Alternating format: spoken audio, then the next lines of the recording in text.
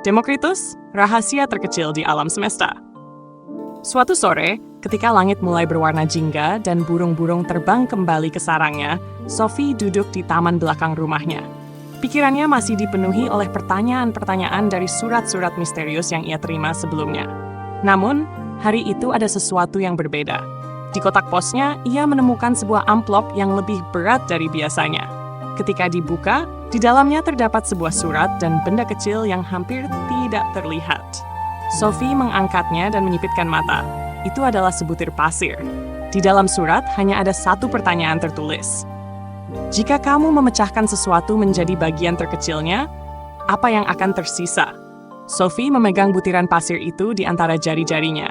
Jika ia bisa membelahnya menjadi bagian yang lebih kecil lagi dan lebih kecil lagi, apakah ada titik di mana tidak ada lagi yang tersisa? Atau apakah segalanya bisa dipecah menjadi sesuatu yang paling dasar? Demokritus dan teori atom.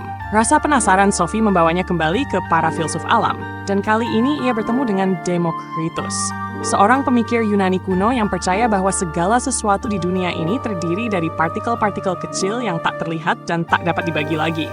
Ia menyebutnya atomos, yang berarti tidak dapat dipotong dalam bahasa Yunani. Demokritus percaya bahwa jika kita terus membelah sesuatu menjadi bagian yang lebih kecil, pada akhirnya kita akan mencapai titik di mana kita tidak bisa membelahnya lagi. Partikel-partikel kecil inilah yang menjadi dasar dari segala hal, dari batu, air, manusia, hingga bintang-bintang di langit. Bagi Demokritus, alam semesta seperti teka-teki raksasa yang tersusun dari kepingan-kepingan kecil yang disebut atom. Semua yang ada di dunia ini hanyalah kombinasi dari berbagai jenis atom yang bergerak dan bergabung dengan cara yang berbeda. Sophie kagum. Bagaimana mungkin seseorang yang hidup dari 2000 tahun yang lalu bisa memiliki gagasan tentang sesuatu yang baru bisa dibuktikan dengan ilmu pengetahuan modern? Bukankah ilmuwan masa kini juga berbicara tentang atom dan partikel subatomik? Dunia tanpa keajaiban? Tetapi ada sesuatu yang mengganggu Sophie. Jika semua yang ada di dunia ini hanyalah susunan atom yang bergerak sesuai dengan hukum-hukum alam, apakah itu berarti tidak ada keajaiban dalam hidup? Apakah berarti tidak ada jiwa, tidak ada makna, hanya sekadar kombinasi partikel yang bergerak secara mekanis?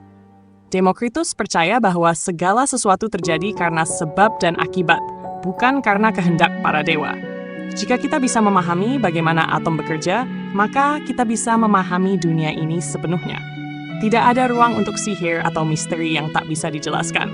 Namun, Sophie bertanya-tanya, jika kita hanya sekadar kumpulan atom, lalu dari mana datangnya pikiran dan perasaan kita?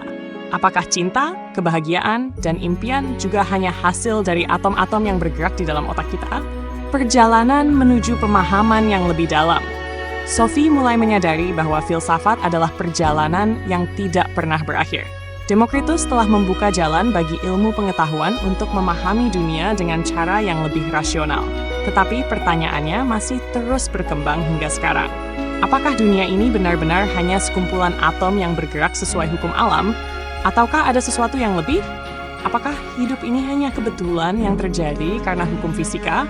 Atau ada makna yang lebih besar di baliknya?